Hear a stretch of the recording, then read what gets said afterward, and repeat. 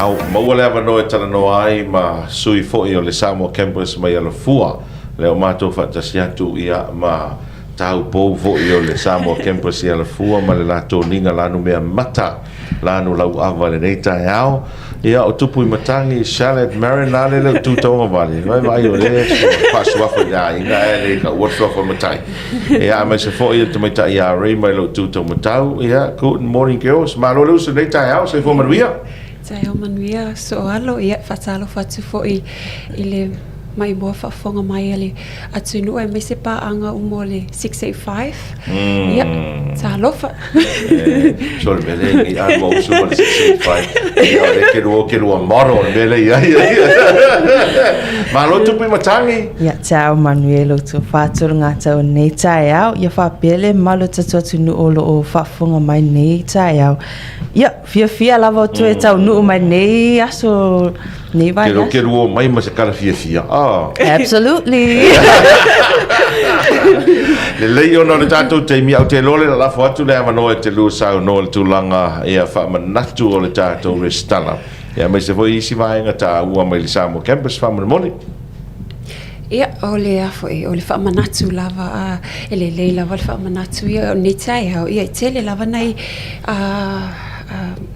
mia tau o mau mai ma o ni tai au whanau i loa atu i nisi fo e lato ia o ana nafi sa tali mai al telefoni ngau ta tele lava i lato o lo ofisilingi er tu langa le enrollment le restalanga nei fo i vai tuanga ia e whalau i loa atu o lewa na amata mai lava le tausanga lewa te ia leo whaawau mai lava nei amatanga nei tausanga lea lava i whaawau i tata restalanga mo le vai tuanga mua nei tausanga ia o mea lava i mana o mea masani lava ia o tatu o i ele pepa whaatumu o mea mana o mea tasi le ata passport photo ia o le si pepa o i ungo suenga wa nei le mawai result suenga le senga sul mai tolu ia o nisi fo yo vaenga i taua lava le pepa whanau po le biodata page o lo passport photo o i lo passport ia i taua vaenga ia ona e mana o mia lava ia lo suafa le lo o alu tsonu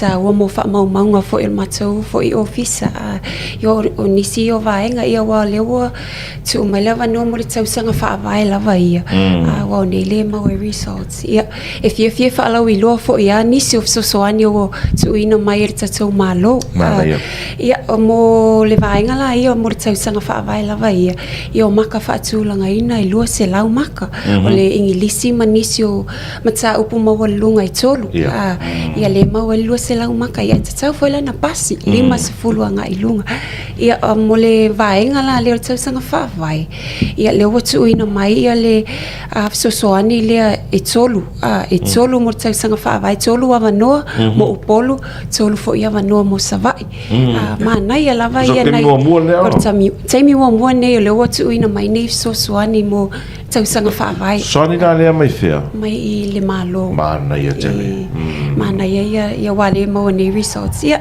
le lava lo su atu ia wai ai fo i mea nei o scholarship ai lava ia inga o tūlanga i tau scholarship lava i le ala le whainga awa noi e tolu le foundation ia no inga apalai fu tamiti ia so se scholarship lava ia lava i tau lava na apalai fo ia fo ia inga mo scholarship ni no inga la le wa mata wa le telu ta o le tausanga mo ne wa mai le amata so soani le ma lo foundation ia le tolu ni o no ma no le lo pe o ko ko sa fo tapo fa mo fo se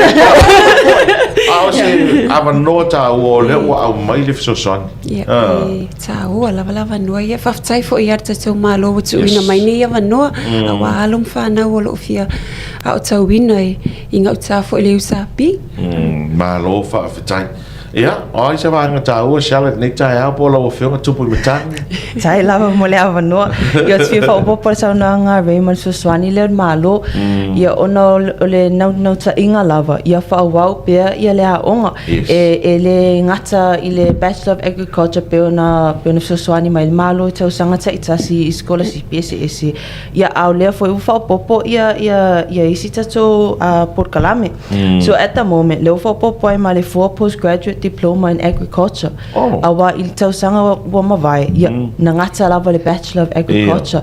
Ia au le alofan malo Samoa le Universidade Pacifica e South Se. Ia leo tu mai le avanoa e ono scholarship mo foundation o polu masavai. Tolu savai. E fa scholarship mo postgraduate diploma in agriculture.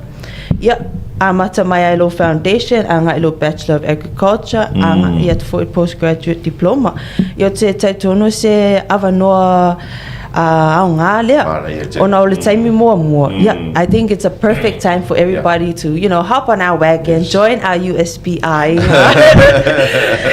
Mana ia tele.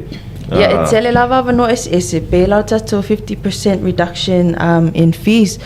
Yeah, pe ona ta ua taimi o sola isi foi por kalame. Yeah, ole tausanga mua lea.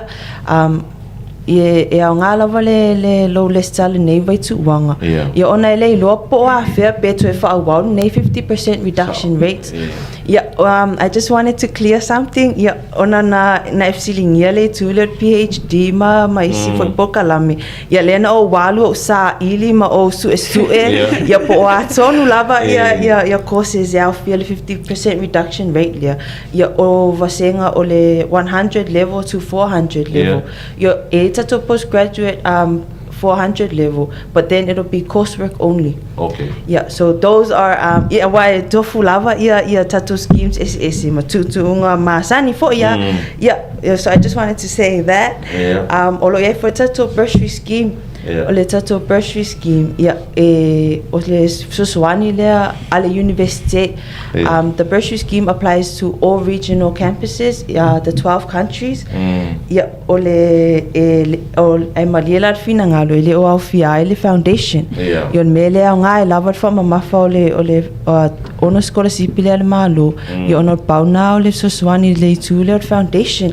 Yeah, ole tattoo 50% for the bursary scheme. Yeah, o nai tutunga masani lava. Yeah, na le tasi lava le tamaititia o nga mai le ainga emfai ona apalai le ona ngava ai le bursary scheme.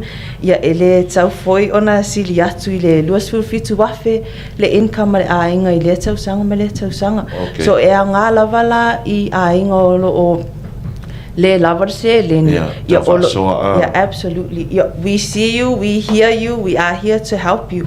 Yeah, o te lo ole au nga lava le ma ua ia o mai fa lawi lo ole fa manatu. Yeah. Fa manatu that there are always options. Olo yai lava no SS olo foi natu university if so swani ta tsangata. Mana ia.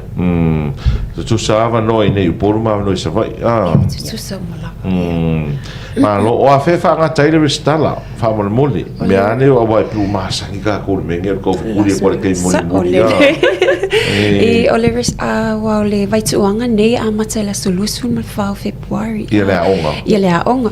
Ia wa ia tele lava salanga e whaangatai I le vai aso na ai le ia ele a onga le si vai aso o le taimi nei o le aso sful ma le iwa le whaangata o mai le enrollments ia e whailo atu fo e toi whamanatu atu fo e le se enrollments fi a wai e le si vaenga le fsilingi tu langa lea ia e fuli uma ia tu langa ia e no pau lava le meo le susu atu e whaao atu uma ia pepa ia mana o mia a wa ia matou fo ia fa maunga mo le rest salanga. Okay, malo. Ese si vai no me ane mo misi Talanoaga. O le whamanatu lava I tamaitia o ngā fōolo o fia lestala. E au ngā lava lo sua tu taimi nei. Ia ona taimi nei wai lunga o mo le benga ta whailangi ia le tatu wa onga. E la taimi e te log in atua. Ia le saolo password, you're gonna face some technical issues. But e sili atu lo sua tu taimi nei, maolo offer letter, we can solve any issues that come up. Ia ona sua atu le tatu transitional workshops. Ia ole o workshops ia ngā I tatu whanau fatua a mata atu I le tatu university. Ona it gives you the basics, helps you learn the Moodle life before you absolutely. Mana ia le late fatai tele mo le avanol tau ne te lo fo I le mai moma fa fonga mai le tulu ia wa le mo mai ngi kai au ngi wongo I a scholarship o le foundation lo peke lo mai le so luare o var Ai le whaangalo ai lava le tatu le Soswani lea le Yasaki Kizuna Foundation. Se fulu ia tatu scholarship na. It's for any degree undergraduate. Mainly for law, education, science and commerce. Kele le manoa. Taimi lava nei whaonga umai nei wanoa tau tu ino mai whaamama avenga i tau se leni i pili a onga nisi o whanau ma nisi o i lato o loo fia whaawau wina pia lea onga ia wanoa taimi lava nei a wara tue tu ina tue te ua o ko wale tue maua nei avangoa Ia whataitali mai mo lau fionga Tatu whataitali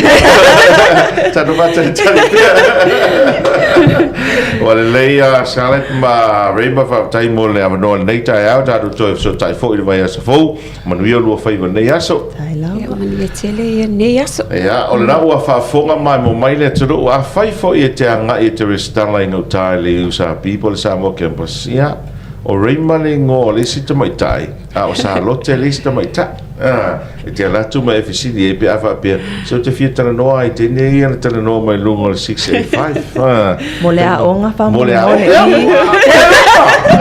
Mo le a